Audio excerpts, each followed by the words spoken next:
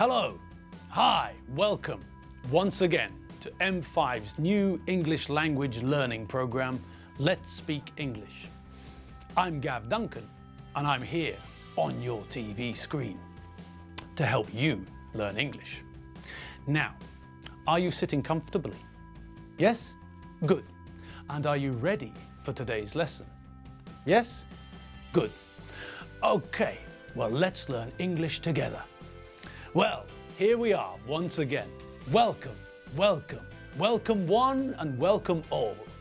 Right on. Now, settle down and let's get stuck into today's lesson. Now, before we start today's lesson, let's quickly think about what we learned in the last lesson. Do you remember the last lesson? I'm sure you do. Last lesson, we looked at the prepositions we know. Do you remember? We know 3 prepositions for time, the ones we learned with the story about Terry the squirrel. We learned the prepositions of time at, on, and in. Do you remember when we used them? That's right. We use at for clock times. I get up at 7:45. We use on for days and dates. I work on weekdays. I was born on the 23rd of November. We use in for months, seasons and years. I was born in November. The weather is nice in the summer. I was born in 1172! Okay, so you remember the prepositions we learned for times. In week 7, we also learned some new prepositions, didn't we? Do you remember the prepositions of place we learned in week 7? Last week, we learned the prepositions in, on, under, and next to. Do you remember? Do you remember Doreen Benchfield's room? We looked at Doreen's room and we made some sentences about Doreen and her pets. Doreen is next to the window. Doreen's dog is on the bed. Doreen's cat is under the bed. Doreen's hamster is in the cage. Great. Now, after that, we looked at some more prepositions of place, words that we use to give information about where something is. We learned the prepositions in, on, and at. We know that Gav works in a studio, and Gav is working in the studio now. We know that the studio is in Budapest, and we know that the studio is in the 3rd district. We know that the clock is on the wall. We know that the fly is on the ceiling. We know that the food is on the plate. We also know that Billy is sitting at his desk and that people are waiting at the bus stop. We know that some people are at a football match and some other people are at a rock concert. We learned that there are some words we use with different prepositions of place.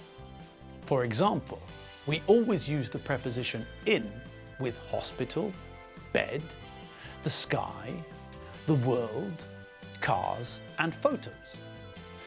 We use the preposition at to talk about a place, a point in space. At the end of the street, for example, or at the bus stop. I'm standing at the zebra crossing. Billy's working at his desk. The hotel reception is at the front of the building. We also use at when we talk about the top of something or the bottom of something. Write your name at the top of the page. Sign your name at the bottom of the contract. We also use the preposition on to talk about where something is. The dog is on the bed. The book is on the shelf. The fly is on the ceiling. The food is on the plate. The painting is on the wall. We always use the preposition at with home, the doctors, the beauticians, someone's house, and university. We always use the preposition on with buses, trains, planes, ships, different floors of a building, like the ground floor and the 35th floor, on the way to somewhere and on the way home. Let's have a quick look at some of the new words from our last lesson again.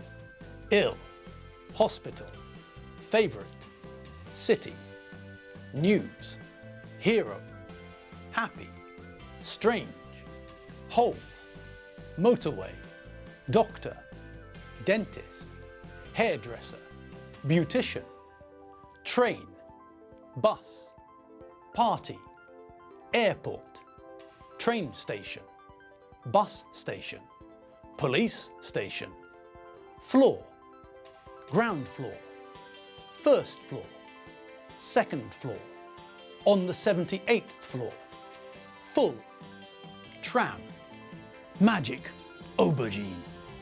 Good. Now, most of those new words are nouns. Do you remember nouns? You must remember nouns. Nouns are words we use to give information about what we're talking about. Nouns tell us what we're talking about. A dog, a cat, a hamster, or a bicycle. All of those words, dog, cat, hamster, and bicycle, are nouns. They tell us what something is. They give us information about what something is. All right. Well, most of the new words we learned are nouns, but there are a couple of other words in the list which aren't nouns. There are a couple of adjectives in the list. Today, we're going to learn about adjectives, and we're going to learn some new adjectives. Here's a list of adjectives.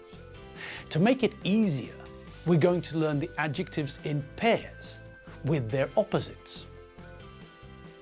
Good, bad, happy, unhappy or sad, open, closed, wet, dry, fast, slow, hard, soft, high, low, big, small, beautiful, ugly, young, old, rich, poor, new, old, tall, short, full, empty, thick, thin, fat, thin, long, short, expensive, cheap, strong, weak, hot, cold. The angel is good, the devil is bad. He's happy, he's unhappy, he's sad. The door is open, this door is closed. The dog is wet, the ground is dry. He's fast, they're slow. Diamonds are hard, the sponge is soft. The mountain is high, this table is low. The dog on the left is big, the dog on the right is small. That is a beautiful sunset. That is an ugly dog. These kittens are young. This man is old. She's rich. He's poor. This flying car is new. These things are old. The man on the right is tall. The man on the left is short. The petrol tank is full. The petrol tank is empty. This book is thick. This book is thin. This cat is fat. This dog is thin. The pencil at the top is short. The pencil at the bottom is long. This skateboard is expensive. This car is cheap. He's strong. He's weak. Great, fantastic, magic, wonderful. Lots and lots of new adjectives. Brilliant. So, let's have another look at some of those. Some of the adjectives have different opposites. Did you notice? That's right. Let's look at those again. Old and new, and old and young. We use new and old to talk about things, about objects. This is a new car. This is a new TV. This is an old phone. That's an old monitor. We use old and young to talk about people and animals. He's only 6. He's a young boy. A young cow is called a calf. A young dog is called a puppy.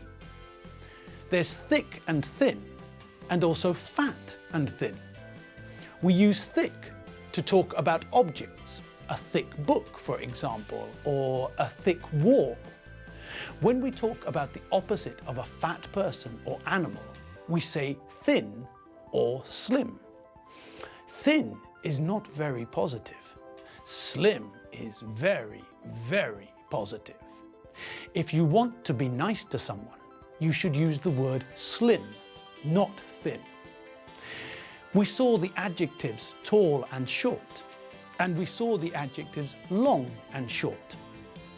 We mainly use tall and short with people, but we can also use tall to describe a building or a ladder.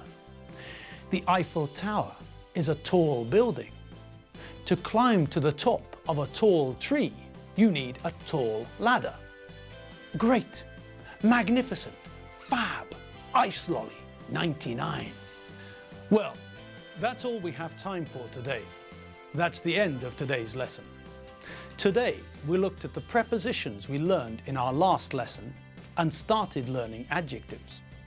Next lesson, we'll look at some more adjectives. I had fun today. I hope you had fun too. You have been watching M5's new English language learning program, Let's Speak English. Thanks for watching. I'm Gav Duncan. I'm not Varga Choba, and I'm not Ken Hutchinson. I'll see you next time for some more fun with English on your TV. I'm Gav Duncan, and I'll see you next lesson. See you later. Bye.